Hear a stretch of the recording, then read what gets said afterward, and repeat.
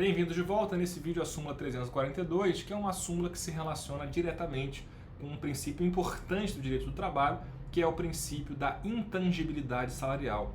Esse princípio de intangibilidade salarial significa que o salário, por ser a contraprestação básica, né, que é utilizada pelo trabalhador, inclusive com a finalidade de manter o seu próprio sustento, da sua família, o salário ele não pode ser objeto de descontos, ou seja, o salário deve, em princípio, poder ser integralmente usufruído pelo trabalhador, já que o salário é o meio de subsistência do trabalhador no sistema capitalista.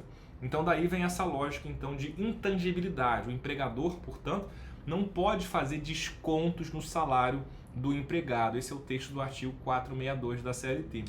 E aí vem a súmula e fala o seguinte: descontos salariais efetuados pelo empregador com autorização prévia e por escrito do empregado para ser integrado, aí vem, em plano de assistência odontológica, médico hospitalar, seguro, previdência privada ou entidade cooperativa, cultural, recreativa, associativa de seus trabalhadores, em seu benefício e de seus dependentes, não afrontam o disposto no artigo 462 da CLT, salvo se ficar demonstrada a existência de coação ou de outro defeito que vicie o ato jurídico.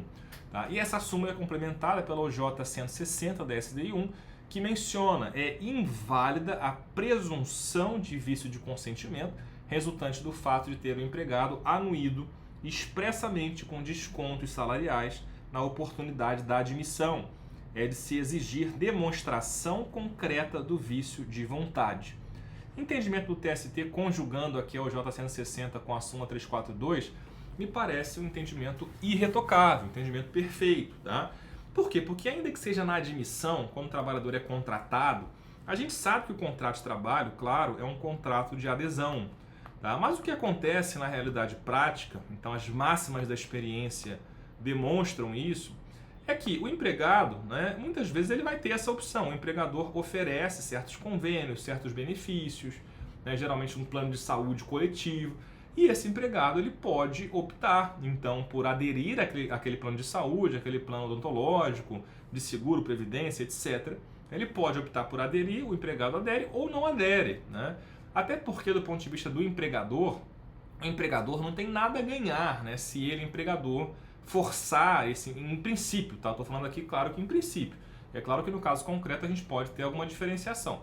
Mas em princípio, qual é a situação mais comum? É aquele empregador que tem um convênio lá com um plano de saúde coletivo, né? E aí quem vai ganhar o lucro dessa operação do plano de saúde? É a empresa do plano de saúde, não é o empregador. Né? O empregador não tem nada a ganhar nem a perder com isso. Ele disponibiliza essa possibilidade aos seus empregados como um benefício, como algo ali que ele vai conseguir um plano de saúde, por exemplo, por um valor inferior ao de mercado, ou com uma qualidade um pouco superior à de mercado, por aquele valor, enfim.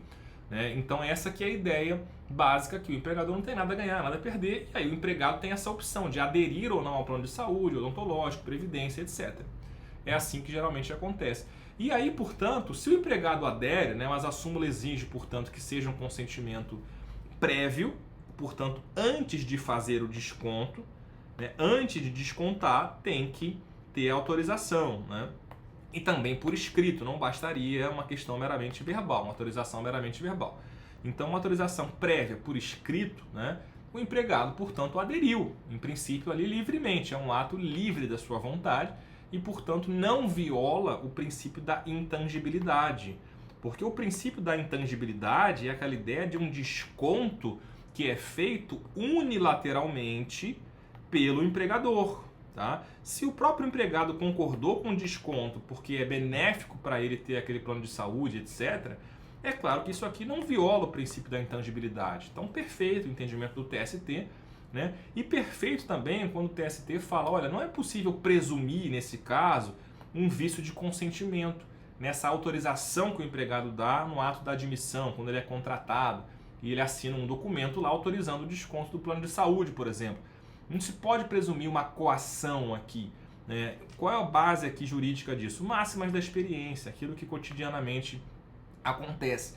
E aí, é claro que será que pode acontecer uma coação no caso concreto? Sim, eu posso ter eventualmente uma coação, eu posso ter uma situação de um induzimento do trabalhador, alguma situação realmente em que exista um vício de vontade.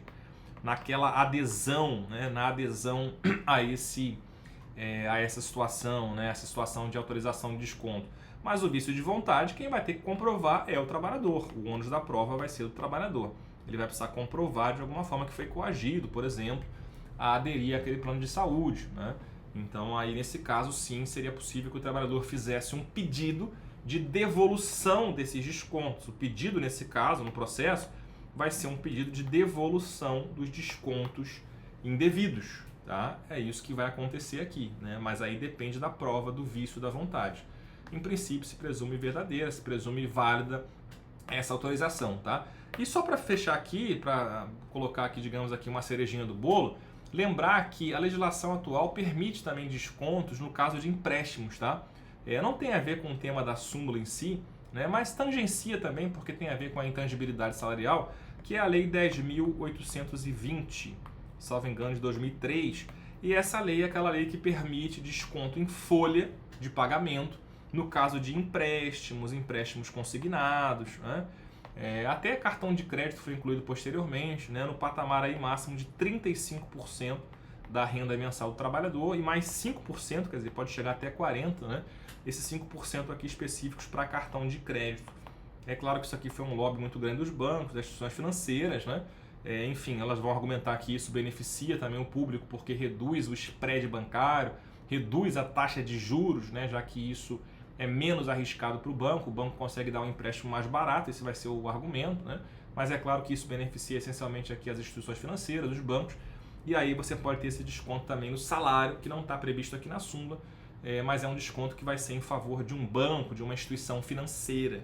Também vai ser possível e também vai se aplicar o mesmo entendimento, tá? O entendimento de que essa autorização que esse empregado dá para desconto em folha, com relação à prestação daquele empréstimo, daquele crédito consignado, por exemplo, esse desconto em folha, ele também não é inválido, ele é válido sim, né? E aí qualquer situação que fuja disso vai ter que ser ônus da prova do trabalhador, comprovar que houve uma coação, por exemplo, naquela situação, que dificilmente ele vai conseguir comprovar, a gente há de convir, né? E porque em geral realmente são atos livres de vontade, a pessoa vai lá, pega o empréstimo, autoriza o desconto em folha, e ela vai ter que arcar com aquele desconto em folha. Ela não pode alegar ali uma violação ao artigo 462, uma violação ao princípio da intangibilidade salarial.